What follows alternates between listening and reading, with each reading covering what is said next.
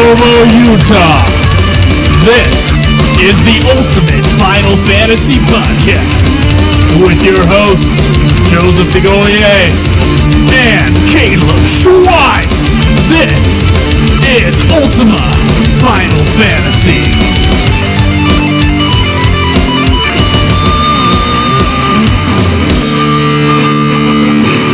Welcome to another episode of Ultima Final Fantasy, the ultimate, super loud Final Fantasy podcast. I'm your host, Caleb. And I'm your other host, Joe. And today we're going to be reviewing Brotherhood Final Fantasy 15, Episode 5. Well, really, I know there's a 6th episode coming out. Yeah, with the game.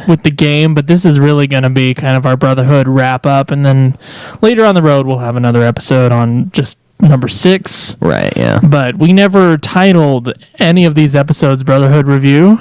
Yeah. So just for the sake of like OCD about the names of all of our episodes, this one's going to be our official Brotherhood review. So if you want to hear what we thought in detail of the previous 4 episodes, it's Final Fantasy 15 catch up, whatever the most recent one was, and then we from Flimpto to Prompto, and then Gladius Maximus and Ignis Minimus. That's right. That'll give you guys our thoughts on the entire Brotherhood anime. So. Yes. But before we get to that, Schweiss, where are you in Final Fantasy 11? Okay, so right now in Final Fantasy 11, I am doing late game item grinding, and that is about as exciting as it sounds. It's kind of, they're called ambuscades, and what you do is you go in and you fight a super boss, essentially, and you get points. The points are... Points? Yeah. They're, I can't remember what they're called, but no, they're hallmarks. That's right. They're called hallmarks. And a certain number of hallmarks earned over time unlocks an ambuscade voucher, which will give you new equipment. So the last one I did, I finally got my 3rd piece of equipment for this thing, and I believe it was the I can't remember which part it was, but I did get a bunch of new equipment. It is quite a bit better. It's bringing my stats up by a lot. The problem with this is I'm getting about 100. We're almost done? Isn't that what the real problem is? Well, that's part of the problem, yeah. So I'm doing all of this to just essentially fight the last boss and be done with the game. But so I've got about 600, I believe, ambuscade hallmarks. And to get the ultimate items, the ambuscade voucher body +1, which is like an Uber version of the body equipment, it's 14,500. And you get about 100 every time you beat an easy ambuscade. So that's 145. And with the party I was running with last night, I found some new and very valuable friends in Final Fantasy 11. And the party I was running with last night, for the most part, we were getting them done in about 10 minutes. And when we had one of them bring in an extra friend, it was about 8 minutes. So it was an 8-minute fight to get 100 points, 100 hallmarks. Do you think your new friends are willing to go through the Yggdrasil fight? I know one of them I could probably convince to do so, yes. Okay, all right, so all right. we can get you caught up to where you need to be. And they told us about these ambuscades. We didn't really know about them before. So they've been extremely helpful, and I will offer them a name drop at a later time when I have it ready, essentially. Well, Schweiss, I had some problems this week. First off, the Megadeth concert was canceled. That was number 1 problem of the week, but, that has nothing to do with Final Fantasy except for the fact that, he has not yet completed the next song that he's supposed to work on. Well, yeah. Yeah, I guess he's too busy canceling shows in Salt Lake, but whatever. On top of that, though, I was ready to play Final Fantasy 11 on Friday. I was gearing up for it. I was like, tomorrow, on Thursday, I was saying tomorrow is Final Fantasy Day. But then Thursday was the storm of the century in Utah We get one about every, I don't know, 5-6 years or something like that, where it's just like the worst rainstorm ever. And so after many train delays, which I'm going to get into on Nude Clan, I got home and I was informed that the cable was out and that a cable guy wasn't going to come till Saturday to fix it. Okay. And the reason the cable was out was because... Gotta not touch my cord. The reason the cable was out was because a fucking tornado ripped through the town next to us and knocked out Comcast. Wow. And so I didn't have internet until last night. So it was Friday, but it was like late Friday, and I just 11 was not on my plate at that point. But I was, oh God, I was so pissed off. And yeah, that's why I didn't play 11 with you guys, because a fucking tornado hit Washington Terrace. Yeah, that's not a very common thing for Utah either. That's actually pretty... No, I live in the one area that there's tornadoes in Utah. Salt Lake Valley gets them occasionally, and then Ogden Valley gets them occasionally. Yeah, it's not very often. It's not like... It really is like every 6 years or something. Yeah, it's There's not like the a Midwest. Small tornado. Midwest. Don't you love how we It call it ruined that? some people's houses, but mostly it knocked out my cable. Yeah. So yeah, the players that I was playing with, their names are Solane, Wicked Joker X, and Athena, and they were all way overpowered. And me, Krenital, and Solane were actually able to beat that boss, both versions, the Fight 1 and Fight 2 of that Yggdrasil Beckons fight, and it was not a problem. Well, They're way overpowered, so... Well, hopefully someone will help me on the next one, because apparently you guys weren't able to do it, which is a bad sign.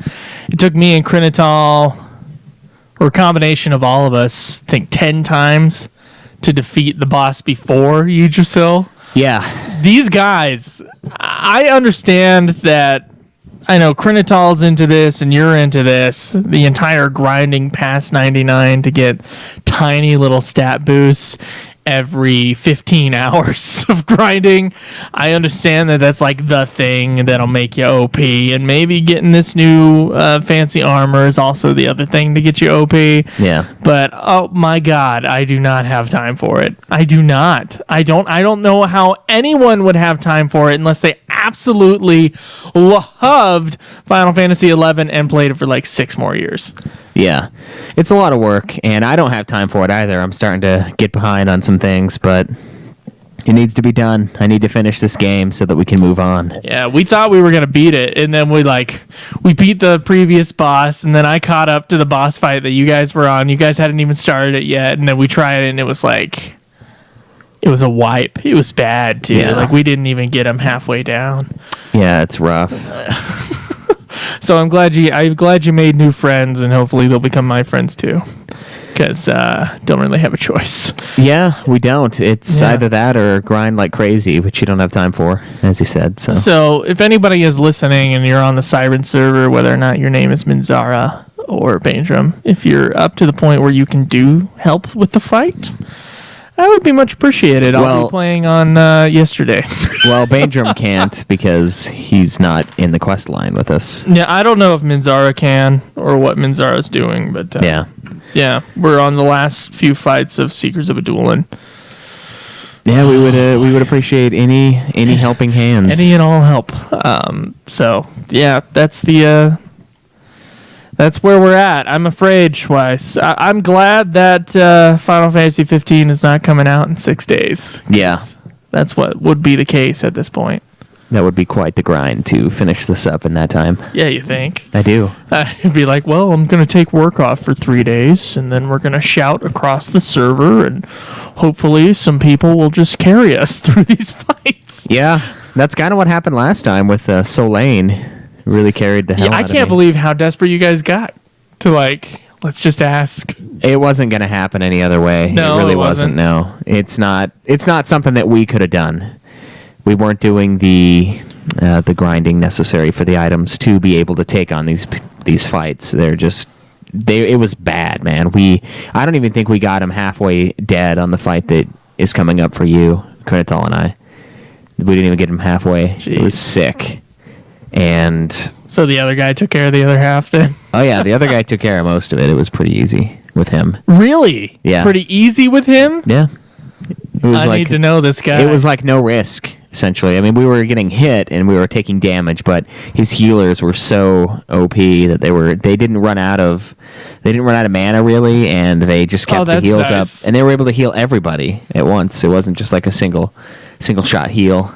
So I don't know. I'm looking forward to getting the new equipment that's available for me using these hallmarks, and I'm gonna jump on again later today and meet up with those guys and grind some more hallmarks out. So hopefully Krinital will be on, and you can be on by then.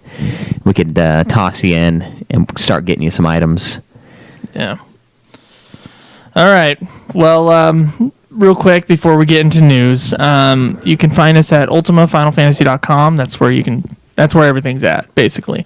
You can join our forums there, ask us questions. Remember, we're in a question deficit right now, and we need to make that up. So if you guys could ask, some people got on and asked some questions, but if you guys could keep asking away, then we can keep answering your questions on the show and get some really good discussion points from you guys. You can also tweet me at Joseph Vigolier. Me at UFF Podcast. You can find our Facebook page, facebook.com/Ultima Final Fantasy. You can also find our Twitch stream, which, by the way, guys, we are doing our Twitch streams we moved the time. It used to be at noon, and now we're streaming at 11, which is too early for some of you. 11 Mountain Daylight Time or Mountain Standard Time, I'm not sure. Utah time. At 11 a.m., that's when we're streaming these episodes live on Saturday. So if you want to come join us for that, please do. Twitch.tv/Ultima Final Fantasy. And last but not least, Patreon. $1 a month gives you the episodes as soon as we're done mixing them. It's true, and with the generosity of a previous donor bumping theirs up, we do owe another goal. We got to get Dave. We got to get Dave off of his tour.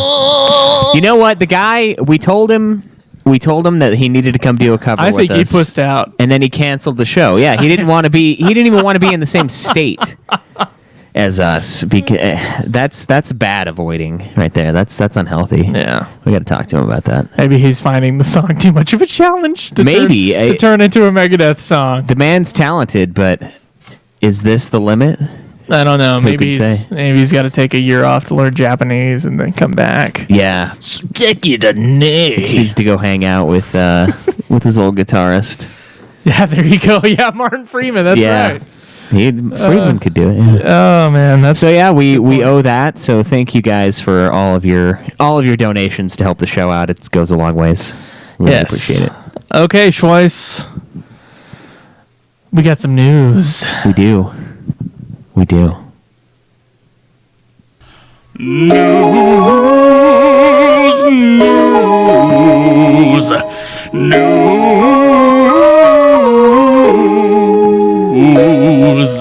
Yeah. Final Fantasy 15 latest product placement. What? Is with Nissan's Cup of Noodle, baby. Oh yeah.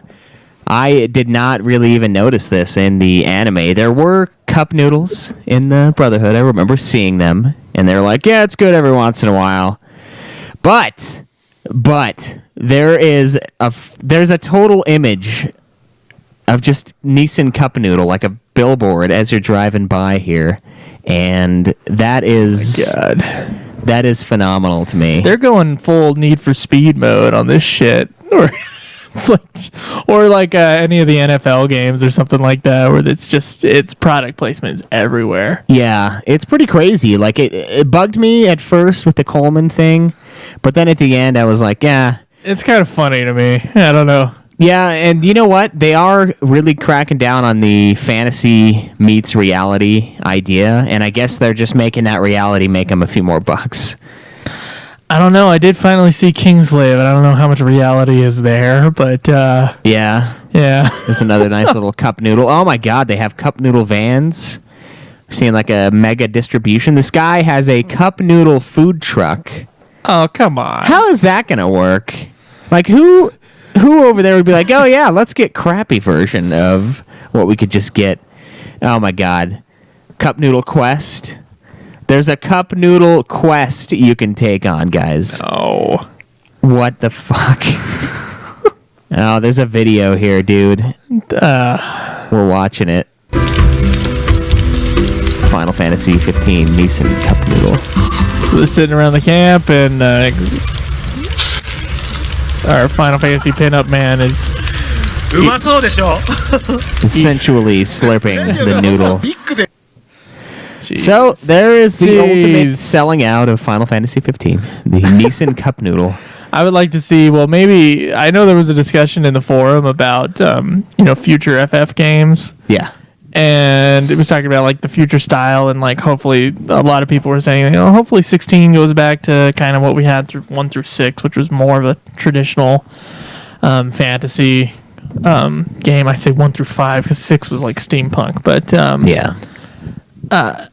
I don't know if they will, just because they need their product placement. Yeah, I don't know. It's something that I don't think they'll go backwards I don't with. It's something they're going to move forward on, I'm pretty sure. All right, so Final Fantasy 15, we get a nice, tasty look at Shiva. Got some pics here. Some screenshots from some Japanese magazine. Looks Yeah. like. What do you think of her? She's smoking as usual.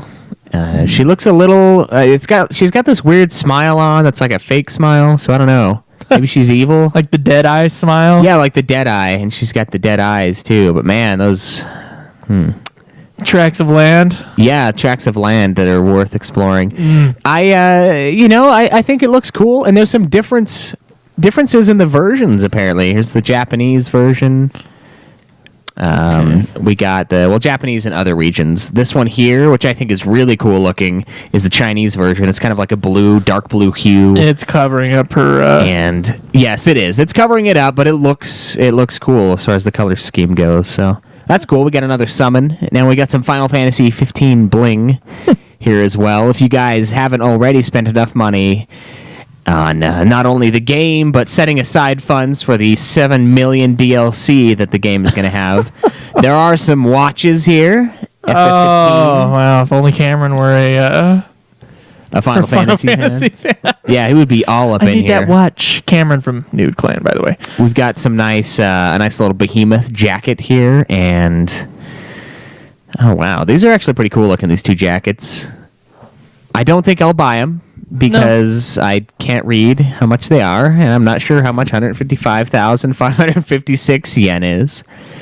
But That's really expensive. That's Yeah. like $1,500. got a nice wrist bracelet thing. Got some goods. So yeah, if you guys are interested in that, you can check that out online and see if there's anything you feel like picking up. Now, this part makes me sad. They're doing a special Xbox One custom console that's based on Noctis's main weapon. This, I think, is way cooler than the PS4 Oh yeah, special version. This thing looks amazing. And I'm pretty not happy that it's not something that can be sold in stores. Like you get a drawing for it. Yeah, so it's fans who pre-order the game on Square Enix's official website. You can get a chance to win this custom Final Fantasy 15 model Xbox One made to look like Noctis's engine blade, and it's pretty cool looking. It's got it just looks metallic and awesome. badass. I wish I cared enough to get an Xbox One, but it's not there. We also have another patch for Final Fantasy 14. We're going to get some gear, some more raids, dungeons, stuff like that. Looks like it's kind of spoiling some stuff for us with characters being alive, but whatever. If you guys want to hear more about that, check it out online. I'm not going to go into too much detail. There are more Hildebrand quests, some more storyline stuff. Looks like there's a new things for the Grand Company. Oh, that's interesting. Yeah, stuff that I am like brushing up cobwebs in my mind, trying to remember. We'll be back soon enough. Yeah, we'll be there. But if we're able to beat 11, we're looking at probably like April, I think, is what I figured out for 14. So we will be coming back, and that'll be perfect because the next semester where you will finally graduate will be at the end of April, and we will have the great summer of 14. Will we though? No. Yeah, God. Damn it! Don't remind me. I have no idea what I'm gonna do when I graduate. I'm just gonna have to like Just get on find another. some day job. Get on another degree. Yeah, yeah, exactly. Why not? Yeah. So we watched Kingsglaive, and we should have said this in the pre-segment before we start talking about the news. But that's the news this week, guys. Yeah. We watched Kingsglaive twice, and I'm gonna go ahead and say right now that I'm gonna have to watch it again before I give it a full review. Okay. There were things about Kingsglaive when I was watching it that were, well, the movie's very dense with lore. Yeah. Which is not a great thing for a movie to be, but it is Final Fantasy, so it's like we're pretty used to that in their movies. Yeah. But it means that I will have to rewatch it so that I can understand, like, know who all the characters are and understand what the fuck happened in the first half of the movie. So that's kind of a thing with me for Kingsglaive. Now, I do wonder, Schweiss. This is just a question I'm putting out here for you. I do wonder, should we judge it as a movie or should we judge it as Final Fantasy fans? Because I'm telling you that will give you a different result with how you see the movie. We can do both. Okay. I think we should do both. And make sure that it's explicitly stated that this is our movie-loving side here on the left. Yeah. And then this right half is the Final Fantasy-loving side that's okay with the fact that it might not, that the other side might be wrong in the argument. But I don't know. I think it's safe to do that because that's something that we didn't do with the complete version of Advent Children. The complete version of Advent Children is still a piece of shit. It is. But as a fan, I liked Advent Children, not a complete version of Advent Children because it was still watchable. Yeah. On top of that, and Kingsglaive, I think, is more watchable than the complete edition of Advent Children. Oh, easily, yes. But is it more watchable than Advent Children? I don't know. I don't know. I'll have to watch it again. We can't give that away yet. Yeah. Now, my God, there's some interesting stuff in Kingsglaive that I'm excited to get into. Yeah. But yeah, I do want to say we finally watched it. We did. We're caught up on everything that's out for Final Fantasy 15. We're ready. And I don't want to get your lore shit, because okay. We're about to go into Brotherhood, and I did have a question about one of the videos for Brotherhood this morning, which I won't ask on the show because I don't want to. Okay. And it had something to do with like a little bit of lore that I had missed, because I am not reading up on this game's lore before playing the fucking game. So whatever is out in the media is the only thing that I want to experience. So all you guys that give me shit for not knowing some lore thing about Noctis or Gladiolus's age or some shit, I don't want to hear it. Okay? All right? Okay. I can. I just wanted to say that and say that, we watched Kingsglaive. Well, now there's even less of an excuse if we mess up on lore. If we mess up on lore from Kingsglaive, yeah. Yeah. Yeah. Well, shit. Do you want to get into Brotherhood Final Fantasy 15? Let's do it. Nobody on the stream. I need to stretch for a second. Sorry, people who are watching the video. I'll be back. Stretch. Oh, I thought you were going to do the stretches on the video. That's all right. Don't you fucking care. All right, give me 1 sec. I'm going to get some more coffee. Uncut. Raw. The truth.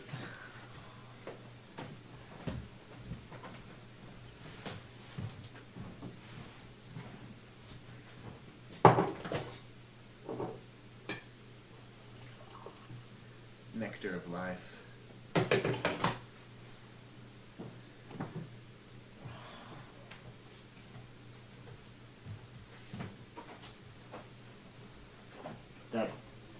That downward dog. Oh, my back is killing me, dude.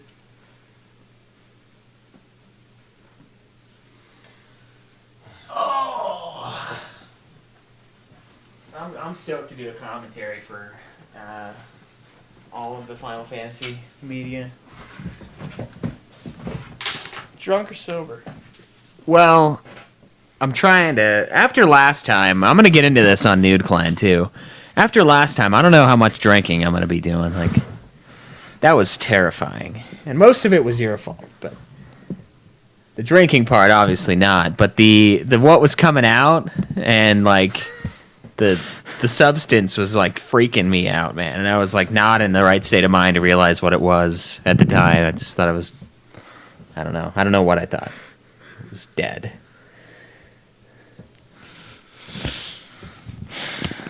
Wow. Yep, you ready? Yeah, let's get into it. All right, Joe, what did you think of episode 5 of Brotherhood? Before I get into the making of and who did what, the who done it, let's talk about episode 5. Now, I mean, it starts out where, with the fight that we've been seeing hints of with, it looks like Carrie from FF1 versus Noctis. And we get some sweet flashback scene with Noctis as a child, and this demon is disgustingly powerful. Daemon. Yeah. That's right, Daemon. Daemon. Which, by the way, yeah, you know what? I fucking looked it up this morning because I know I've seen daemons in other Final Fantasies, and I was just like, what the fuck is a daemon? Like, is it a demon? Is it a demon and it's just spelled weird? Yeah. Or is it like called daemon and it just means something else? I had no fucking idea, so I looked it up. You know what? It's just an old spelling of demon, and it's pronounced demon. Yeah. So I thought it was Daemon, enemy of Nightmon, some shit. yeah, maybe. But I guess there's no Nightmon, so That's too bad. It's incomplete. Yeah. But yeah, I was I was really fucking pissed off looking at the daemon. Like, anyway. So yeah, this basically does revolve around it's less flashback heavy than the previous 4 episodes. Yeah. And so, keep that in mind. But this is kind of the climax of what we've been seeing from the 4 guys' perspective all the way up to right. Yeah. And I gotta say, I liked it quite a bit. I do think it's probably just because of the drama in this episode. I think it's probably the strongest Brotherhood episode yet. Yeah, I would agree. It was very violent too. I mean, there's a scene where the demon basically comes out and it attacks the group of people traveling with Prince Noctis and everybody, and they have this caravan for safety, but it just comes up to the window and just gores these dudes that are protecting Noctis. It just like slaughters them. I was like, oh my god.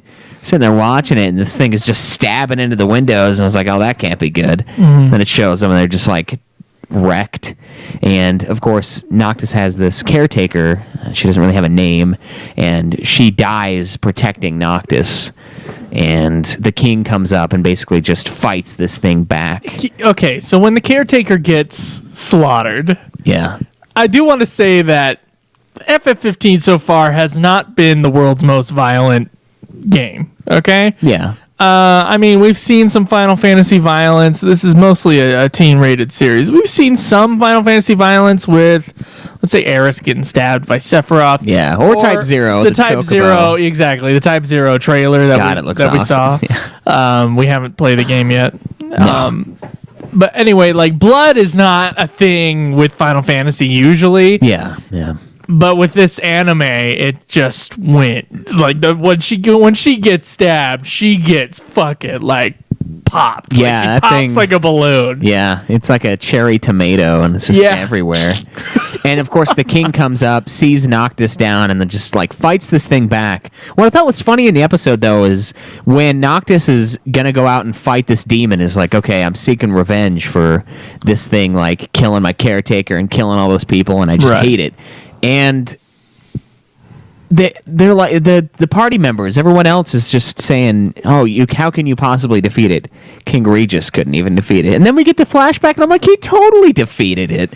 He didn't kill the thing, but he like fucked it up to the point where it slid back into its little hole and hid. That's a win. Yeah. That's a win, okay? It might not be win by knockout, but it is win, like a technical victory after all the rounds are over. And if it is in fact the same daemon, then that means that at it's aged a bit. Yeah, it's out of its prime. Exactly. Your fighting years are only so long. And I don't think King Regis is much of a jumper, not just he gets up there and smacks it in the face from like 30 feet. Yeah, King Regis he's aging very quickly. He's Solid Snake apparently, and it's because he's using his life force essentially to keep the crystal going and keep the protective spells over the kingdom. So that's why he looks so old. And he's only like 50.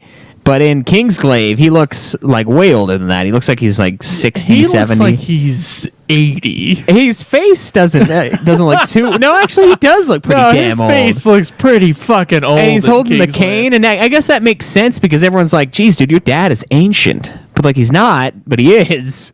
And it's because he's doing all this Gladiolus stuff. is apparently 18, so... Yeah, Gladiolus is 12. Yeah. And Noctis is 7. Doing his handstand push-ups at 9 years old. Yeah, that guy, unstoppable. Pin-up contest winner, by the way. Yeah. So yeah, this episode was pretty good. I liked the build up to the fight. I liked how we were getting snippets of it periodically through the series, and I felt like Did you just use the word snidbit again? I did. I think you used that last week, and I did. Called snidbit. I've never heard that phrase from anyone. I've heard tidbit. Snidbit though? Yeah, snidbit. It's crenitol. He's inflicting himself on me. His gonna have a his life of a affliction. time trying. Yeah, I'm gonna have a life of a time doing the show after spending so much time with that man. Snidbit. I'm looking up what a fucking snidbit is. Anyway, I like the little morsels of this fight that we've been seeing. I like the usage of the blood to really accentuate the situation, and I thought this was a nice bow tie to the end of the series, as far as we know. Yeah, I guess there's a bonus episode that's in some versions of the 15 release. Yeah, we'll get that one. But as far as what this thing's purpose is to get hype built up for the game, I feel like this episode definitely serviced us well. Okay, so snidbit, according to the Urban Dictionary, is a thing. Is it what I'm using it as? Yeah, it's a little bit of something. All right. But so is a fucking tidbit. It is, I've never heard snidbit. Snidbit is like tidbit and snippet put together. Yeah, it's like a nice little snip, but a tid at the same time. Fuck, dude. Look, man, Urban Dictionary has my back here. Yeah, Urban Dictionary has anyone's back if they want to submit something. It's true. I'm going to put in life of a time. And it's probably already in there. We put it in there once we brought it up. And yeah, it's one of our FF11 players. It's sayings. Crenitol. He's been on the show. He has been on the show more than most people. And he said something about one day he's just like, you're going to have a life of a time with that boss. And me and Baindrum just started like cracking up and just kept, I don't know, we just kept finding ways to say life of a time. Yeah. Like, what the fuck is life of a time? Like, I understand what hell of a time means, but he says you're going to have a life of a time. Well, maybe he's trying to not swear as much. Or the time of your life makes sense, but life of a time? Yeah. God. Just a little snidbit of the life of a time. That's right. Yeah, there you go. It's a little snippet of our life of a time. God damn it. The Daimon. The Yeah. Daimon. The Matt Daimon. Yeah. So yeah, I thought there were a lot of great things about this episode, not just story-wise, but dramatically. I thought that the death of the caretaker lady was really well handled, and the emotion of both that scene and how it tied in with the scene with Noctis. What's been great about the series as a whole, as we've seen these characters, we've actually gotten to know these characters more through the first 4 episodes. So what happens in episode 5, we feel more connected to. Because we've been watching these characters for about an hour right now of our lives. We've seen their development, who they are, where they came from, why they're here, and that gives us more of a connection, more of an emotional connection to the drama at hand, to the fight.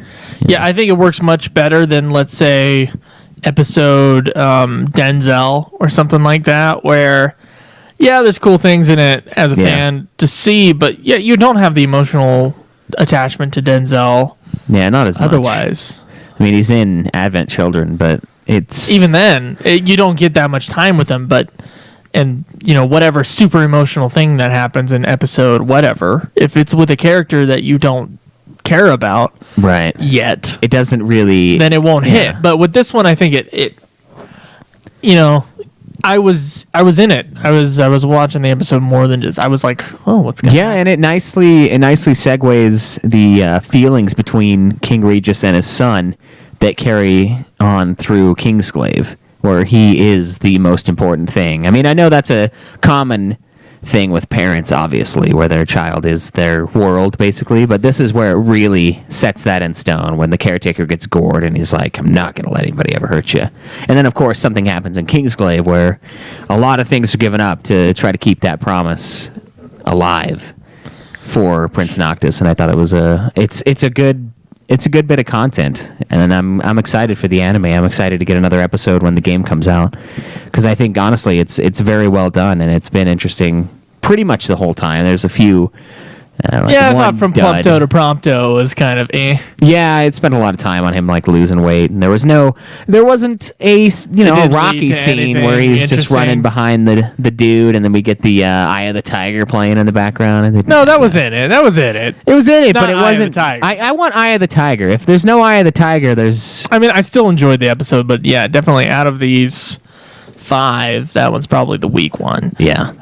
The other one's thoroughly entertaining and interesting. Yeah, especially this one. Yeah, it was a nice climax for. So if you haven't seen this last episode, spoilers, Brotherhood, it's pretty good, and I would suggest that you check it out. The animation, first of all, is really good, which is something that has surprised me. Yeah. Because usually with these things they're kind of rushed, and like, I mean, I can understand why the animation might not be that great. I don't know how long they've been working on this, but I mean, I thought it was serviceable, and it was very good animation in this show, especially with a fight scene between Noctis and the Daemon. Yeah. Which I enjoyed. Yeah, it was pretty good. I didn't have any problems with that. I thought the music was overall pretty solid in the series itself. I didn't have a moment where it was really irritating or anything like that. And it served what its initial purpose was, get everybody pumped for the game. All right. All right, so Brotherhood is a web-based animation series directed by Soichi Masui and written by Yuniko Ayana. The series was co-produced by A1 Pictures and obviously Square Enix. A1 Pictures also helped Square Enix with the On the Way to a Smile animated film. Okay. Yeah, they did the animation for that. I can kind of see that. Looks pretty similar. The setting and story are based upon the upcoming Final Fantasy 15 video game, which is still connected to the Fabula Nova Crystallis subseries. Come on, guys, just drop it. I know. It doesn't matter. The series documents events and details of the main characters of Final Fantasy 15 and was originally announced during the mega event Uncovered Final Fantasy 15 on March 30th, 2016. We all know that Brotherhood combined with Kingsglaive as part of a multimedia rollout of Final Fantasy 15. They ended up actually choosing this format because they didn't feel like creating additional games to cover all the story and lore that they had. They chose movie. That's an odd choice anime. for Square.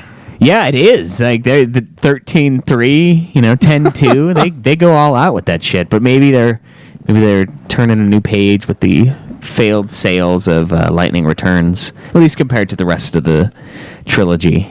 Maybe that's part of it. I don't know. They didn't say anything. So, yeah, that's basically it.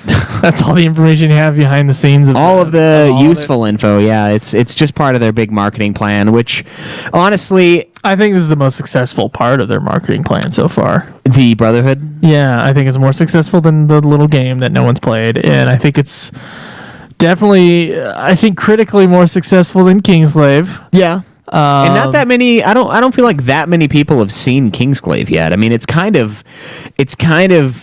dissuading me to not buy it in a way. I did end up buying it, but the fact that I'm getting the movie with the game, but I can't rent the movie now to watch it, and it's only available in like one theater at noon on a Tuesday in New York City. And no one can go watch it in theaters, so it's like, okay, do I watch it? Do I spend $16, buy it digitally, even though I know I'm going to get it later with the game? Or do I not? And a lot of people, I feel like, are probably choosing to not, unless you're like a mega fan and super into it. I don't know, though. Maybe you guys have all bought it, and we're the only ones that didn't watch it until this week. But I feel like that's kind of a bad way to release Kingsglaive. If it's not going to be a wide release and you're going to have it available digitally, you really should have it rentable. Like $3-4, rent it. A lot of people would do it, but buying it a second time, that was tough for me. The only reason I did it is because I wanted to watch it that day and you were over. Yeah, that's a good point. And I need to watch it again somehow. I don't know how, but I need to watch it again. Well, it's through my PSN account, so okay, so we might be able to do something. But yeah, I totally think Brotherhood is worth watching. All the episodes, including from Plumpto to Prompto. Yeah. Just to get you initiated or to bring you into the world of Final Fantasy 15. As far as I can tell, even Kingsglaive, with the exception of the ending of Kingsglaive, nothing is really spoiled as far as like what the game 15 is going to bring us. Yeah. Whatever's in Brotherhood is stuff that's already been established with the demos. And whatever's in Kingsglaive is, there's one big bit of lore that was brought to us in Kingsglaive and then one plot point, which is going to set 15 forward. But nothing is being spoiled, and they're totally watchable without having to play the game. Yeah. And so I want to, for anybody who's like hesitating on watching these things and saying I want to play the game first, which includes me, because I kind of wanted to play 15 before I watched Kingsglaive. Yeah.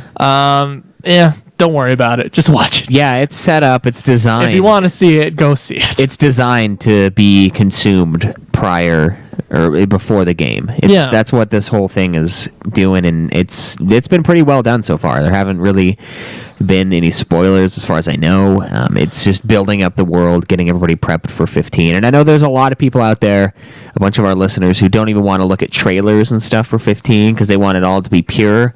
I wouldn't worry about trailers then. I definitely would watch these, though. I would watch Brotherhood and I would watch Kingsglaive and try to avoid the trailer still, I guess, if you want. But this is stuff that won't be spoiled in the game, and this will just help prep you for the, I'm sure, mass amount of information that the game will just toss at you as far as lore goes. Well, let us hope. Well, in a way. Yeah. I have mixed feelings on lore, which I'm sure I've gone into on this show before, but if the story is too lore heavy, my eyes will glaze over.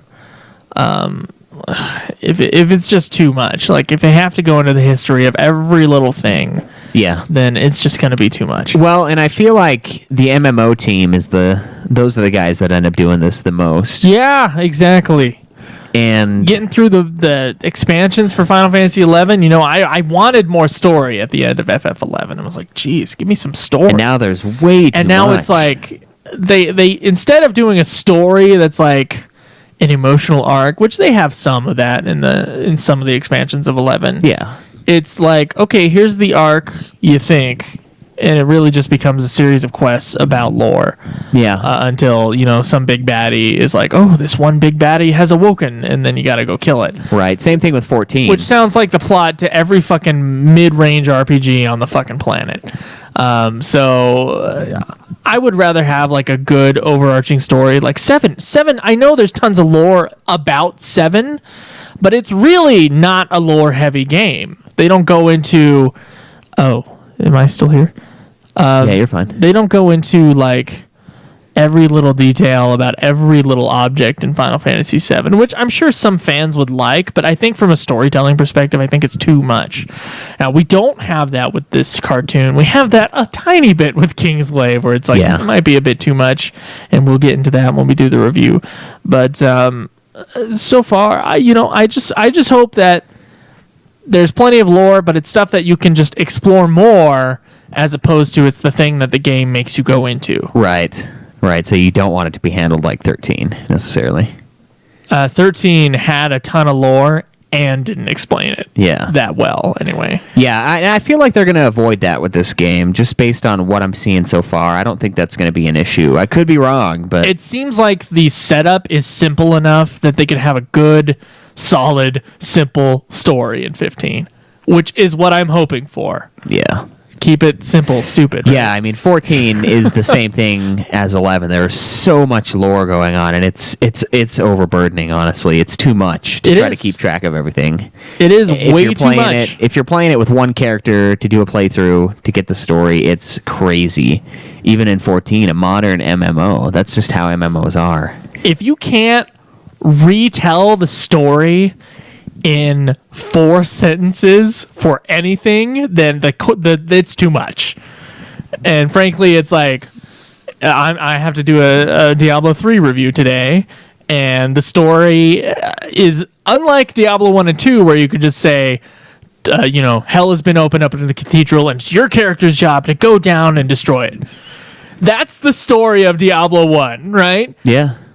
Okay, very simple, and you can build some, subplots on top of that, but the story.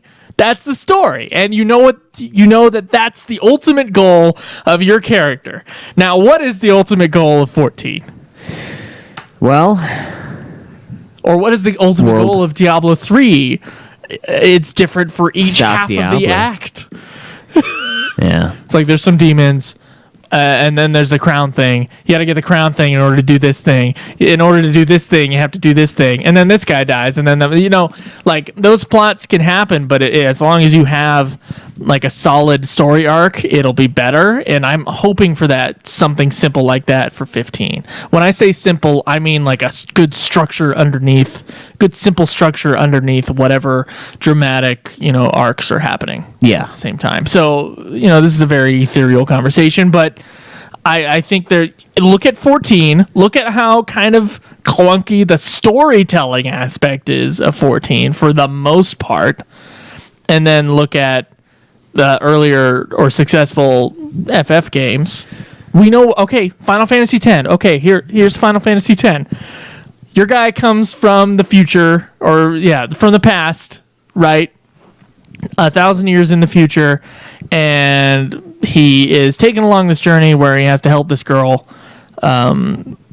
go kill this monster. So that entire game of Final Fantasy X, I realized that was the worst explanation of Final Fantasy X in the world, but it's, you gotta go kill Godzilla at the end of the game, right? Yeah. And we learn more as the game goes along, but it's not forcing a fucking plot twist every goddamn 5 seconds. Yeah, that's true. And so, sometimes, I would say it seems like a lot of times RPGs go into that, I would say Dungeons & Dragons thing where like, ooh, here's a new twist. And it's more about your own character and, the game itself and less about the story.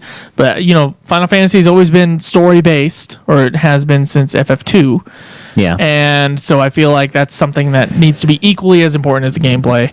And it needs to be an emotionally compelling story and not so much shove lore down my face so that, 10% of the people who play it will be really into it. Yeah, and then the rest will just be like, that's not a good way to go. I like the gameplay. It was cool. If you have a ton of lore, just make it a side thing. With Brotherhood and with Kingsglaive, I'm feeling better about the setup of 15, that it won't be that way. But I guess the question at the end of the day is, do these two things make you more excited to play Final Fantasy 15? Yes, they do. All right, they have succeeded in their multi-platform multimedia rollout for the game. That's the whole point, is to build the hype up. Now, unfortunately, the delay is going to kill some of it, but I don't know. It still seems like will it kill it though? I feel like more. I don't know. Well, maybe now that you've watched these things, maybe that's why you feel more. Yeah, maybe that's it. Ooh. Maybe you're just ready. It's all part of the plan. Yeah, you're buying into their corporate overall plan for the game. There you go. All right, Schweiss. Well, I believe we have some questions. We do. Questions for us. We would like to hear from you. You moment. Contact us on Twitter. Get on and ask your questions. We'll answer them within a week. It's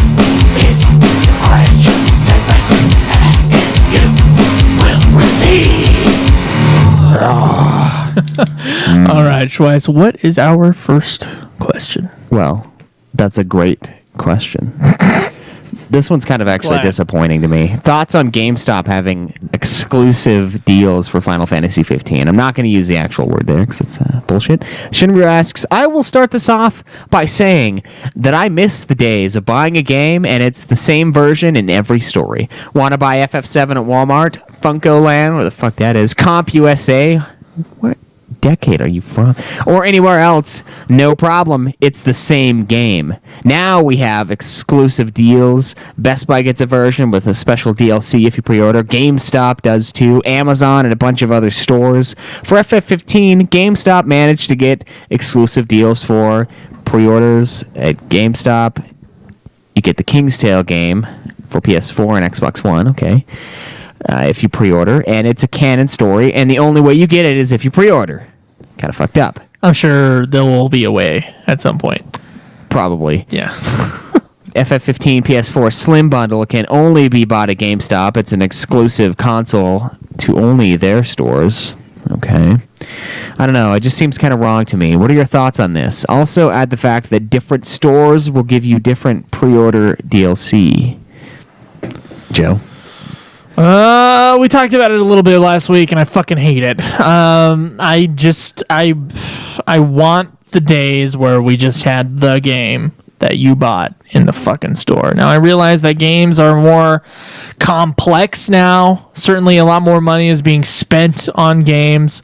So the idea of getting a few more sales in a certain market, it helps them out. But games are selling better than ever, so it's not like they're gonna get. I don't know if they will even get more. It's just that GameStop will get more sales. And maybe this is sort of like a, hey, give us a good review in Game Informer and we'll get you more sales of Final Fantasy 15. That's what that sounds like to me. And of course, unlike in movies, reviews matter for games. And when a game is well reviewed, Stop touching that thing. People go to check it out. What thing? Now, no, I fucking hate it. I just wish the game was like what it was. Now I get to live with, updates on games, which is something I'm kind of like iffy about. And I have been since the PS3, since they started really doing that, where like you buy a game and then there's an update for that game for your system, which honestly is a good thing, but then it leads to DLCs, and I find those things to be, kind of a waste of money. If it's something that's important to the story of Final Fantasy 15, I would hope that they wouldn't make that a DLC. I can understand maybe some little bonus thing, but I don't like it.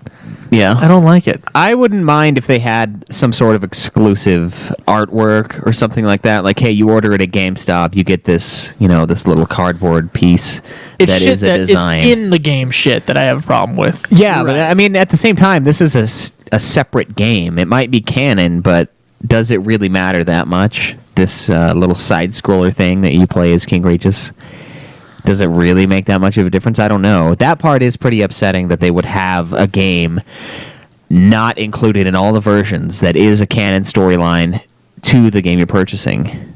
That part sucks, but I honestly wouldn't mind if they had, like, oh, come get it here and we'll give you a sweet poster for Kingsglaive or for Final Fantasy 15. Yeah, I got a controller decal stickers for the Walmart version of Doom. Yeah. And I thought that was awesome, but at least it wasn't like, oh, and you get this bonus level, and it's like, okay, fuck everyone who didn't get this game at Walmart. Yeah, that's not okay. I feel like DLC is fine if it's, like you said, if you add enough content, if it's something that I can explore, that's fine. I don't like the pay to win functions that some games have. But platinum. Yeah.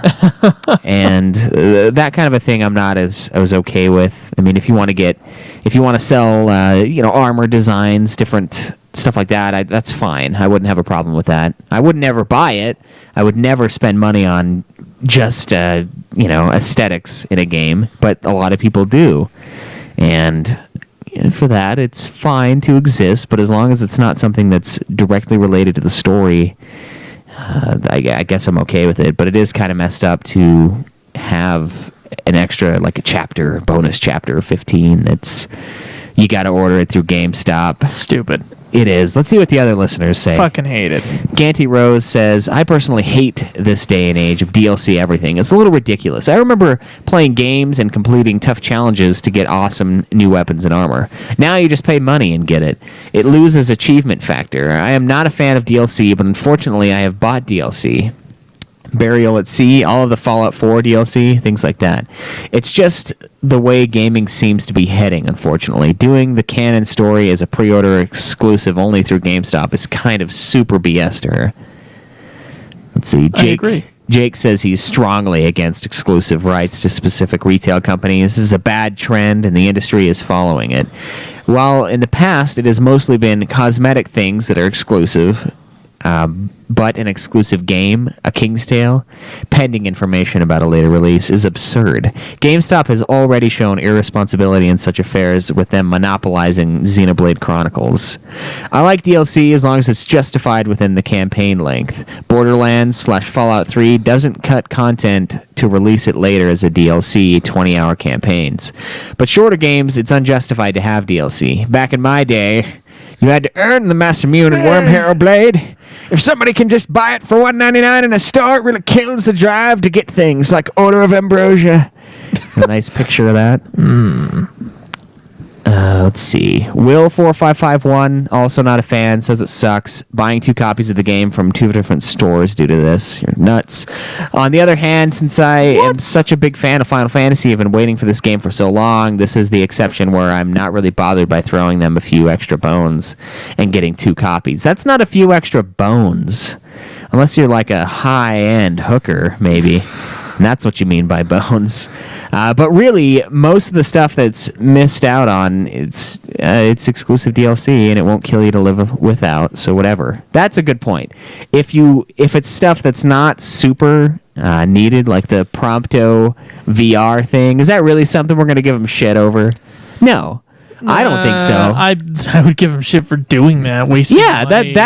Wasting production money to do that. I like the inner financial conservative within is like, no, what are you doing? This thing sucks. Just looking at it, I'm like, Jesus. Just got it. Gimmick bastards. It's not, I don't think it'll sell you 1 extra copy of that fucking game. No, it might sell the VR. Maybe that's why they did it. They're like, dude. Guys, product placement. You guys are down, right? Have Prompto wearing the VR thing, the PlayStation VR headset, and then we want you to make a VR video game. Like, all right, we'll do the first-person shooter. Right. It might sell the PS 4.5 or whatever the fuck they're calling it. Yeah. But it won't.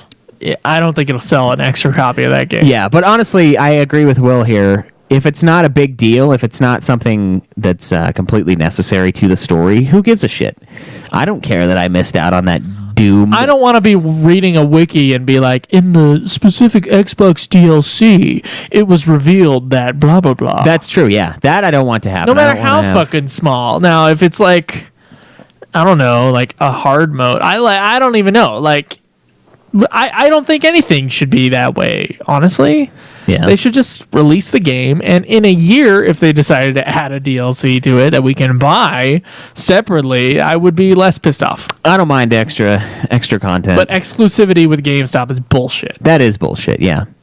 I agree. But if it's something that you don't care about, then it doesn't matter. Like, do I really care about not being able to play that? I will never buy a DLC for any of these. Yeah? Never. Well, there you go. You don't care then. So... Doesn't make a difference. Yeah, whatever. All right, Skull Hottie says it's up to them who they sell exclusively with. They could have been the only ones to give them good offers for all we know. But having so many different versions of getting the game is a bit ridiculous. Craig says these things are never permanently exclusive. Look at Batman Arkham City, for example. It had skins exclusive for certain stores, but you got all of it eventually with the season pass. It's paying more, but okay. I have no doubt that the King's Tale game will be on PlayStation Network Store at most 2 months later. So it's not really a big deal to him. The gaming industry is sadly one that relies on DLC to make money beyond the game's release. My favorite example, and the best DLC, would have to be Witcher 3. Its free discs, then massive 10 to 20 hour expansions is what I believe to be the best way to do DLC. And Felicia is not a fan of it either. I see that. Yep. And Joe isn't either. Oh, yeah. Glad That's you weird. commented on the site. Yeah. So cool. Thanks for your thoughts on that, guys. Got another one here from Felicia Nomiko. She asks, what kind of stories, settings, or worlds would you guys like to see in the Final Fantasy games going forward? She would personally like to see more Magitech designs, things that aren't necessarily in the same vein as our own technological development. Cars are cool and all, but I would like to see something new. There are so many other ways tech can develop, and I would think Magitech would have a very different tech tree. Final Fantasy VI was really interesting, and I would like to see more inventiveness like this in my FF worlds. I'd love to see what Magic would do to steampunk or cyberpunk or space travel. So she's into. Oh fuck! God, I'm gonna have to get a new fucking cord. It's Hello? not on. Hello? Yeah. Okay. I like the hellos. I hope that helps. Yeah. Yeah. I would like to see them experiment more. That's for sure. There definitely has been a trend, with the exception of the MMOs. There has been a trend towards the more futuristic games ever since. FF6 had a little bit, but mostly FF7 on. Yeah. FF7 was kind of a futuristic game. FF8 was a futuristic game. FF9 had space travel at the same. Well, so did FF4. But FF9 was kind of a step down. But then, no, I guess we have. It's mostly just 13. It's mostly just 13 was the most recent one, and 12 had some of it too, and 15 has it. So the main series games in the last 10 years have been really kind of futuristic-y with their fantasy elements. Yeah. So, the idea of going back to maybe a steampunk world or maybe a pure fantasy world like the old days. I would like to see 16 or 17, FF16 or 17 go into that. I would be very interested in seeing that. Yeah, that would be cool. I do like the idea of exploring different veins of technological advancement. I mean, obviously we know how our tech tree evolved as humans on Earth. Yeah, thanks to Civ 5, right? Yeah, Civ 5 taught me everything. I didn't even know what the Industrial Revolution was before Civ 5. But we saw how that played out. We see what we have now, and I do think FF6 is a cool idea with the steampunk thing being like, okay, this is where we're at. This is we're stuck here. We're steam. This is the future. Of course, we moved on beyond that semi quickly, and we're like, okay, screw that. We're gonna do electricity and gas and combustion engine. We're gonna go right. I do think it would be cool to see more of something along those lines. Like FF10 is zany in that way. It's got the tech is just, there's like no rhyme or reason behind half of it. In Xanarkand, it's crazy. Yeah. You're right. The poll with like the ad, the TV screen thing, like what the fuck is that? I'm pretty sure that's an electricity world. Yeah, it's definitely a field where they've got an electromagnetic field around that planet, and they utilize that.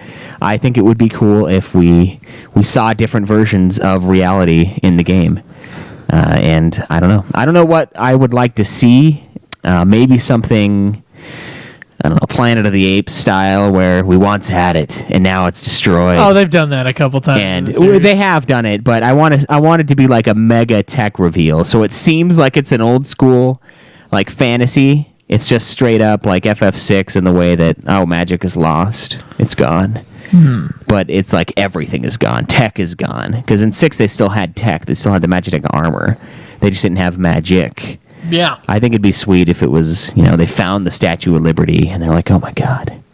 And then they spoiled it on the cover, just like in the movie. Well, they find airships in a couple of the older games. They do, yeah. And That's a good example old of it. Technology. It's ancient technology, but it's epically better. They had mist power in FF9.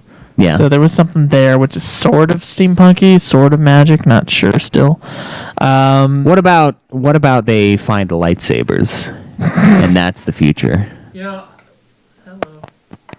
Hello. There we go. I don't think they'd be against that, considering how much they've ripped off Star Wars in the series. So, yeah, I would like to see some variety. We've definitely seen a lot of the futuristic stuff, and I'm excited to get into it with 15. Yeah. But regardless of that, I'm sure they'll mix it up at some point. Or they just take magic out completely.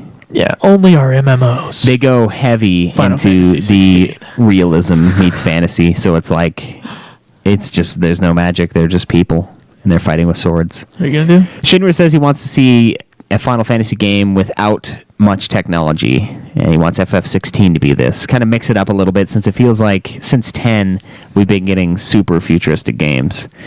Felicia herself was thinking something similar. Then she remembered FF11 and 14 with go pretty fantasy heavy. That's true. But for a standalone game, you are correct. They do kind of go more modern, futuristic. But I would say that started with 7, 9, and 10 dipping into the fantasy more. But not to the level of the Nintendo era. The tone, I assume she meant, of the games really shifted after the PlayStation games. Will is pretty happy with the modern type feel they're going with in the games like 15 and whatnot, but he wouldn't mind a change of pace for 16. I feel the modern aesthetic they're going for in 15 may have a wider audience appeal, so I wouldn't be surprised if more of that comes out if it's positively received. It's a good point. They will go with what works. Richard says, I wouldn't mind more old school Final Fantasy like Dragons and Wizards, maybe even a return to Ivalice with the new tactics. Singing the Craig tune. Yeah, I see. Matunica says, I think more anime/chibi style games.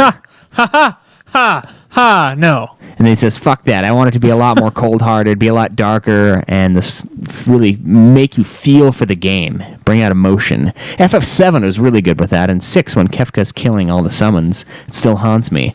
I don't think that the games are as hard-hitting anymore. Even with Saz supposedly committing suicide, he thought, nah, he didn't do it, and he was right.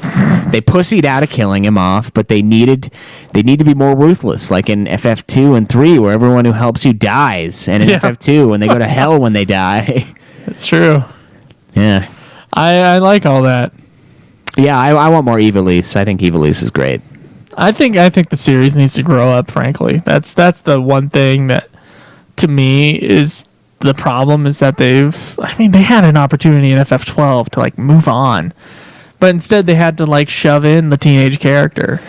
And I don't know. I feel like it needs to grow up just a little bit. Yeah, I Even think it in does just too. like our party character makeup. Like, And I don't understand what the I'm done with the cutesy characters. Fucking done. I don't understand what the holdup is either. It's not like we've discussed at length on this show. It's not that kids want to play kid characters. You don't want to be a kid when you're a kid. You want to be an adult.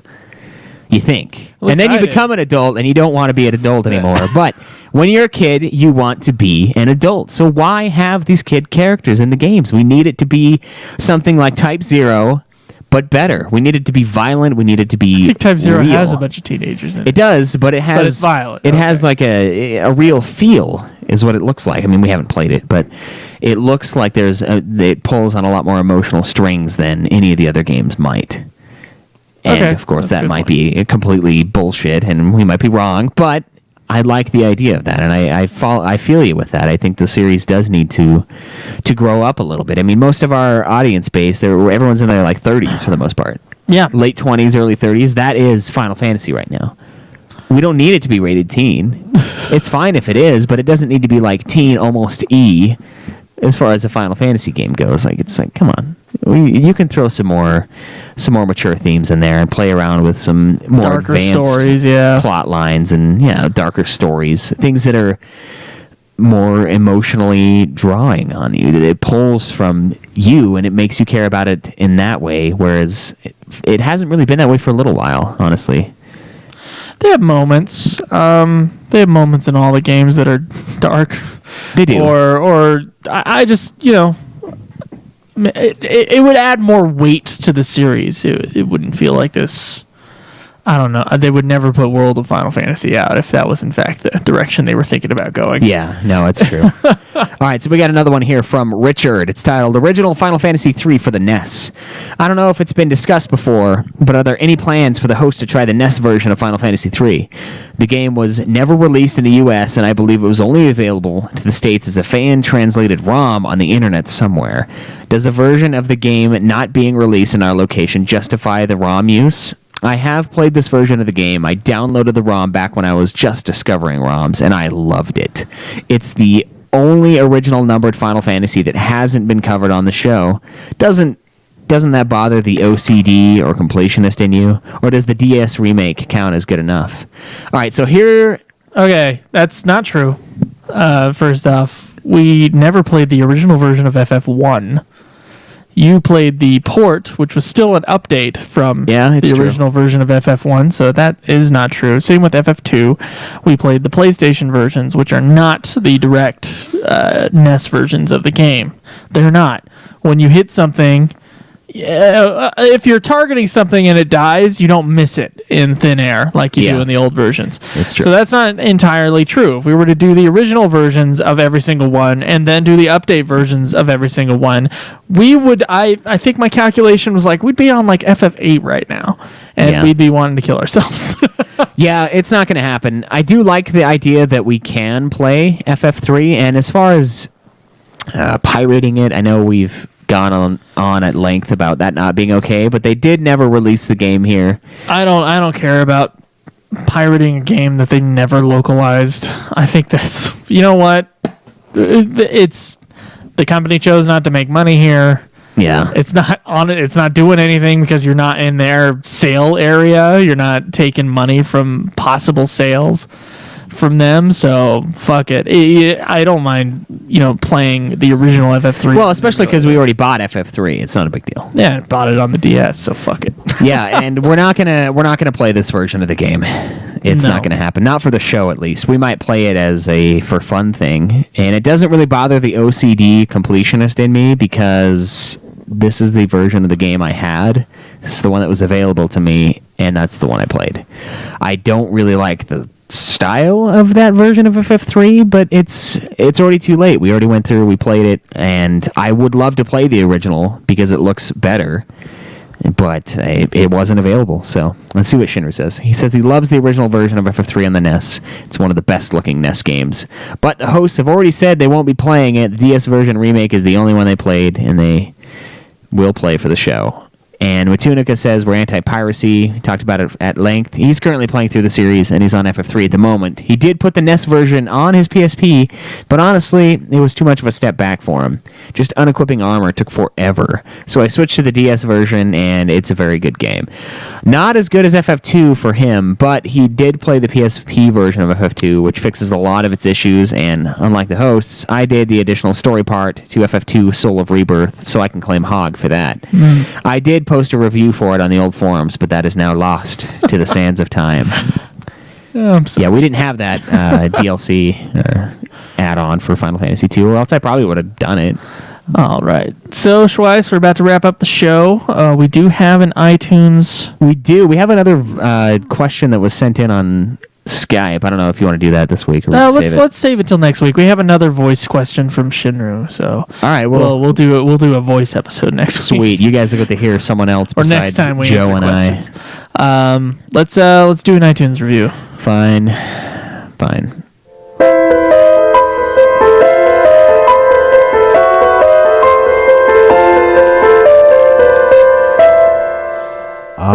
iTunes reviews. iTunes reviews. Oh man, I love this review this week. I'll tell you what. Yeah, I love it too. Let me tell you. All right, so this is a 3-star review from Danzings. It's titled "Joe is a grumpy old man." #Team Schweiss. Thank you. Thank you for the 3-star review. It means a lot to me. I feel like it. I feel like it's perfect. It's a little brutal, but it showed. You know what? It's funny because it showed me when I looked at it on Podbay, which is something that pulls from iTunes, right? Right. It's a little app, website sort of deal, and it had it as a 1-star, and I was like, "Oh, dude, that is evil."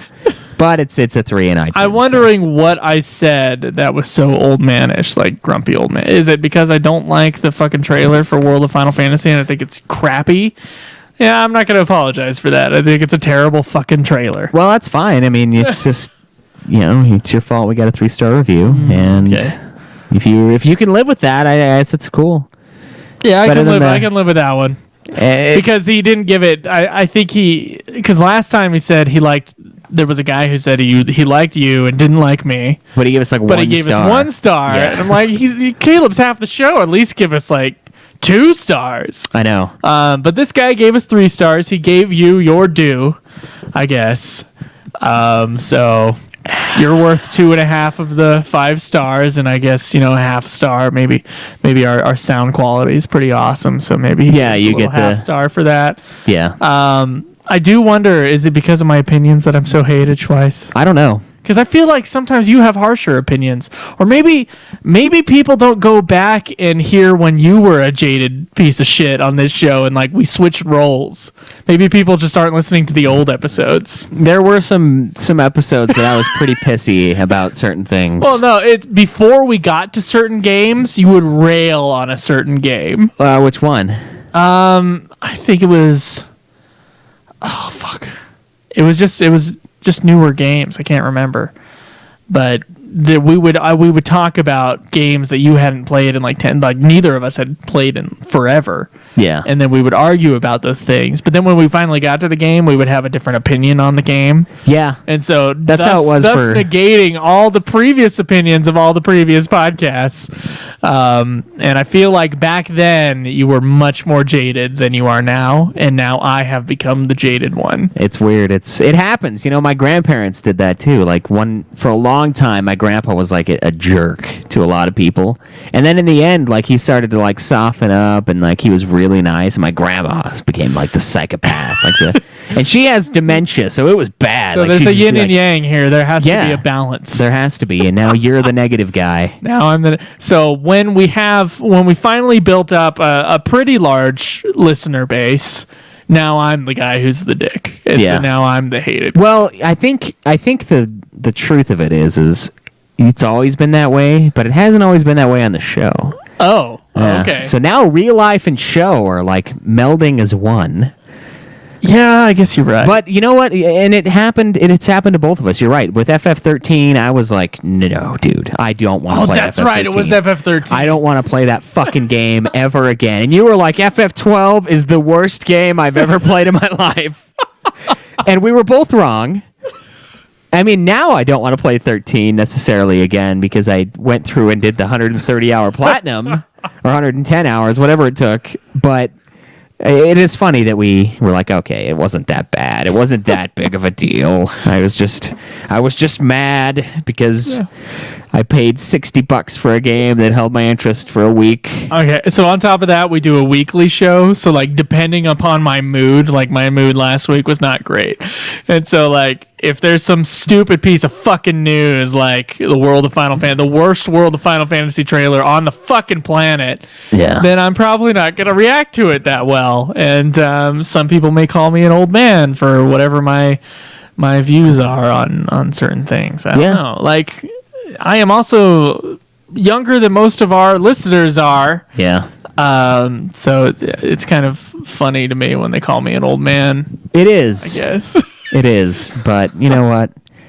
Believe what you want to, whatever it takes to make you happy. There you go. There you go. I haven't used that thing in like I haven't forever. used that drop in a long time. Brush the dust off there.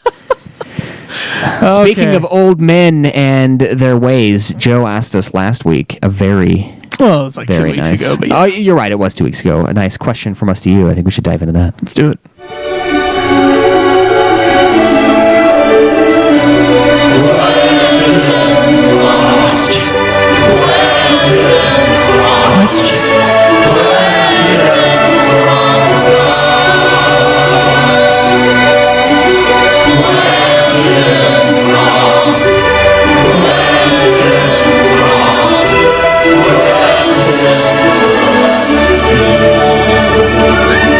Oh, God. So last week we asked, what did you think of Brotherhood Final Fantasy 15? Let us know. Here are the responses. Yeah, this was put out a day before Brotherhood 5 came out, so some people reacted to be like, it's not out yet. Yeah. So that's what Shinru said. He said Brotherhood still needs to finish. I think episode 5 comes out soon, and then we have the secret 6th episode on the collector's edition. And then he goes off about Kingsglaive, which we're not going to go into yet. We will use that later, though, Shinru, so thank you for your interest in the question and your failure to answer. Felicia Nomiko says, I'm enjoying seeing the world. Okay, do you hear that? Okay, that's the dick that I'm talking about. The Schweiss, I would never say something like that. Oh, I whatever. would never do that. What? Do you and remember? Schweiss is such a fucking cock monster on this show. Do you remember? Saying those backhanded things to our listeners who have gone online onto our forum that takes like 12 steps in order to fucking log on to. I'm sorry, I tried my best, all right? And they asked a question and they want to talk to us, and then look at what you've done. Shinra, by the way, gives us news every single fucking week, and look at how you just reacted to that question. You know what? Without Krinatal, we wouldn't be beating Final Fantasy 11, and You're you went right. off about him the other day with the freaking hentai thing or hentai. That was not him. It was him, But, and it was him in art. Okay, well, did I ever say their names on the show? Yeah, I think you did. I don't- You said I think you said Krinatal. Caleb, Craig, did I ever say their names? I'm not 100%. I don't, dude. I tried not to say their names on Well, the show, but so way It to was go. implicit. Way to go! No, I thought the situation was funny, so I said that. I did not say who they were. Look, man, I'm just saying. If this were the old days, I would censor this part of the episode. But I can't do that now. Nope. So You also, don't- yeah, It's because you don't care. See that? It's 'cause I you do- don't care enough. If it were like the old days, I'd censor it and hide the truth. All right, so Felicia says, I'm enjoying seeing the world and a little of the story. This is a very different FF game and feel from the others, so it's a nice way of setting my expectations for the look and the feel of the world. I also like getting some background info, but I am a bit worried. This could mean that they went really light on the story in the game and are using this web series as a way to make the story feel fuller when we play it. I might be wrong, and I hope I am, but it seems to me this would be a clever thing to do. On the other hand, this might mean fewer flashbacks in the game, which is a good thing.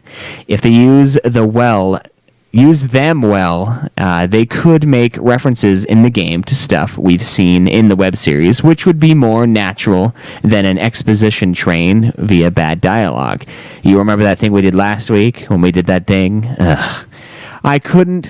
I could be overthinking it too, and it might just be a promo thing they are doing. We writers overthink stuff sometimes. All right. I think it is definitely a promo thing. That's clear. Will says, have really enjoyed Brotherhood so far. Going to try to watch the last episode tonight when it streams at 8 p.m. Nice to have content in regards to how the main cast meet and their relationships were before the game. Wish we had more episodes and that the length of them was a little bit longer. But hey, I'm grateful for what we have. Good for Prompto for getting the weight off, and that Gladio for being able to do handstand push-ups. That is impressive. All right, Richard says, I haven't seen the last one yet, but I really enjoyed the other four. They're just nice, little contained stories that make me really like the world of Final Fantasy 15. I think they're way better than Kingsglaive. That thing was all over the place, and I had no idea what was really going on. If only they could make an anime of the other Final Fantasies, like 7, 8, and 9, I'd watch the crap out of those. But Tunica, well, they had an anime for 7. Well, they had two. They had the Last Order thing, and then they had episode Denzel was animated. That's not canon, though, the Last Order. But still. You're right. It's not canon, but it is well done, I think. So I think it's worth watching. If you haven't heard of it, go check it out. Yeah. Just finished the final episode, and overall, very good. A massive improvement on FFU, which I own and have watched, so keep the commentary coming, Ultima. Oh, don't you worry. Don't you worry. There's one coming. It is, yeah. I suffered through Final Fantasy Unlimited and need to know someone else shares my pain. I already feel a connection to the main characters, and now I can't wait to see Kingsglaive before finally playing Final Fantasy 15. However, Prompto is already annoying him. All right, fair enough. Nox Knight just finished the last episode. I'm not an astute critic, but I really enjoyed the anime. The episodes were short, but contained quite a bit of content. Throughout the episodes, I really got to know the characters and their motivations, especially Noctis and Gladiolus. Noctis can at times be a spoiled prince, but he also has the weight of a nation on his shoulders. Gladiolus is driven by family and duty. Ignis and Prompto were less interesting to me, as I felt they were one-dimensional, Prompto being a bit of an airhead and Ignis being relatively expressionless, but I still enjoyed their individual episodes. The last episode was the best, in my opinion. Brought out the feels when Lich went crazy on the convoy. I think Noctis is going to be a great main character and look forward to seeing how the game builds on what we've already seen. Okay, so listen to his review there, and I think he's got a lot of really good points. Watching this show, we know what the characters are like. That's something that lesser made shows would not have been able to give us. They would have given us something like generically moody. You know it's what like I mean? fan service essentially is what it usually ends up with being. this show, we've seen like Noctis pull the vegetables off of his hamburger and shit like that. Yeah. And you're getting little moments that maybe you wouldn't have gotten in the game, and maybe you should get them in the game, but I think they're little moments that I think are worth watching for any fan of Final Fantasy, and just the fact that you can explain the character. Yeah. That's a really good sign. It is. It's a great sign for the anime, and that's something that I hope we get moving forward from the Final Fantasy media. So let me ask you, before we talk about Kingsglaive, whenever we decide to review that, what is Nick's character motivation? Duty. Okay. All right. You answered that quite quickly, because I couldn't think of an answer. Yeah. It's Yeah, like, just- what does Nyx want? He wants to protect those who can't protect themselves. Why? Because he was in that boat, and he failed to protect someone in the past. And now he wants to atone for that failure. Yeah. Goddamn You it, might be right. You might be right. I told you I need to rewatch it. I watched it twice. I've watched it twice. If it is in fact it should be more clear, I would say, as a first time watch. Yeah, that's fair. The fuck the character wants. I'll give it a rewatch, definitely. All right. Skull Hottie says, I thought it was good. It wasn't amazing, but it was enjoyable and didn't have any huge flaws to bring it down. It did its job of telling some background to the story and gave us a better idea of the characters' personalities and why they're a part of the group. Also, did you notice the car was self-driving at the end of the last episode? I didn't, actually. Nope. No. I did not see that. Stola said, I thought it was a good addition overall. I think the difference in the Foundation, Gladi, Ingus, and Prompto relationship with Noctis is interesting. Okay, so he likes seeing how different it was that they came into contact with the prince. Yeah, Except for Ingus and Gladiolus, theirs is basically the same. So for the people that watch it, it looks like it's mostly positive. Yeah. At least for our listener base that got back to us about it. Yeah, and Square Enix said they were surprised at how well received it's been, at least as far as like how many people have seen it. It's exceeded their expectations, which I'm sure they were probably like, oh god, this is something that we're gonna make, and we're never gonna make anything on it, because unless we sell like copies later, like a compilation of it, it's just gonna be this YouTube thing. Look, So. I am. I don't know. I know what our next contest should be. Yeah. Yeah, but oh fuck, I'm gonna have to talk to you about that. All right. Stay tuned, guys. I think I know what our next question from us to you is gonna be. Oh yeah, you got one? Yeah, I got one. All right, fine. What is Yeah, it? What do you think of Kingsglaive? I was gonna ask that. It was my week for it. No, I know. I was reading your mind before you said it. Oh wow. Yeah. What am I thinking now? I don't know. You want to suck my dick? No, it was something really gay though. It wasn't with me. I was thinking two-way, you and Craig. Oh, since you got okay. here early. All right. No, all right. So yeah, guys, let us know. What do you think of Kingsglaive Final Fantasy 15? Please, a full detailed review. Yeah, This is a full go review. all out. This is your chance to spoil the shit out of it. I know there's a Kingsglaive thread that I've avoided like the plague. Yeah, I've avoided it too. I never read a single thing in that thread. Yeah, and now it is time to really come out of the woodwork and let us know what you guys think of the latest Final Fantasy movie. Oh my god! Like, I don't know. Do you think we'll get another one at some point? Maybe like Final Fantasy 20. Yeah, we might. I could see another Final Fantasy coming out, but I think it's going to be something along those lines. They're never going to go Spirits Within mode, where it's just where they spent $160 million or whatever, some sick amount of money on the movie. Yeah, that's never going to happen, for one, and for two, it's going to be something that's a supplemental sort of material to a game. Yeah, maybe not in the way they're doing it this time to build hype, which I think is a great idea. But it could be something that comes out later, like Advent Children. I could see that happening again. Okay. For, I don't know, whatever the next big-ass Final Fantasy game is that's like, oh, God, this thing is amazing. We will probably have it. Okay. I'm excited to watch Kingsglaive again and talk about it. Because it did make a little bit more sense the second time through. Okay. But I was like really, really trying to pay attention the first time. Okay. There's some... There's some things. Some things where I was like, "What? Wait, what's going on? Who's that? What? What are they doing?" And I just felt like I felt like a 55-year-old woman in a Jesus, in a Godzilla movie. Yeah. God, that was the worst. The worst. How was that? Where's the monster? Why hasn't the monster come out yet, Larry? Oh God, lady. All right. Well, before we end here, just, go to youtube.com/Ultima Final Fantasy and subscribe to us there. You can go to facebook.com/Ultima Final Fantasy, like our page. Twitch.tv/Ultima Final Fantasy, where we're streaming our episodes live. Oh, yeah. At 11 a.m. Utah time. So figure out what that is and come join us if you're awake Saturday mornings. Yes.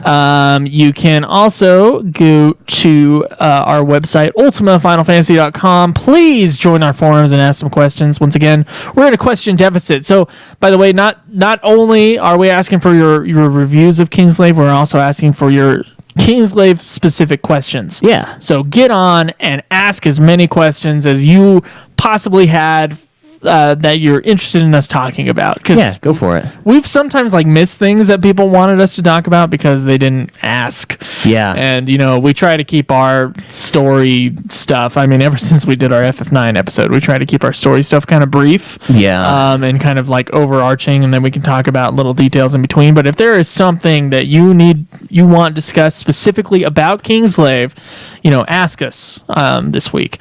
And,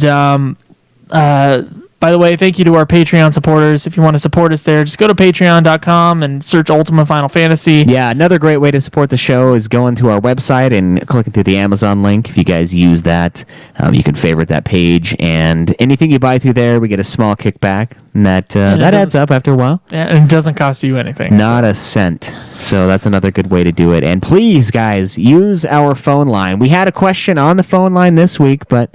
we're going to save it. We're going to have a nice kickback, relax episode next time where everyone else is talking and we're just chilling. Sure, yeah, let's do that. So that number is 385-204-3921. It's 385-204-3921. Leave your intros, questions, whatever. All right, well, we will see you guys next week. Yes. Enjoy the Kingsglaive grind. This has been another production of Ultima Final Fantasy, the Ultimate Final Fantasy Podcast. The show is produced by Joseph DeGollier and Caleb Schweiss, with music and editing by Joseph DeGollier, parodies and clips from their respective authors, of course. You can get all of our episodes as well as our Let's Plays at ultimafinalfantasy.com. You can also contact us on Twitter at UFF Podcast, as well as our contact page on our website. Be sure to subscribe and review our podcast. Your reviews may get read on the show, and look forward to the next episode of Ultima Final Fantasy, the Ultimate Final Fantasy Podcast.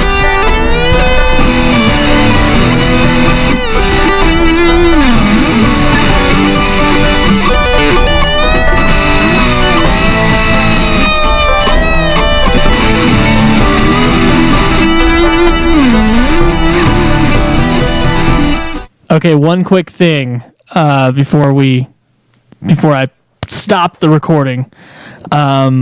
Me and Schweiss are going to be doing a Getting Fat episode every other week. So if you guys were fans of Getting Fat at one point, you can go back onto that feed. We're going to be doing something special for the short film that we're making called Emmanuel's Song.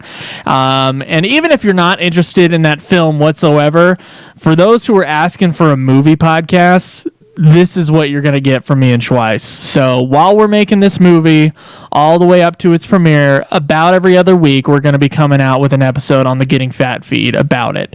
So please join us there if you haven't already, and there will be like Facebook links and shit like that later on as well. Yeah, check it out. It's an exciting project, and we're looking forward to it. So yes, so check out Getting Fat this week, and now we'll see you later. yes. All right, thanks for hanging out on Twitch, guys. Let's see what we got. Yo.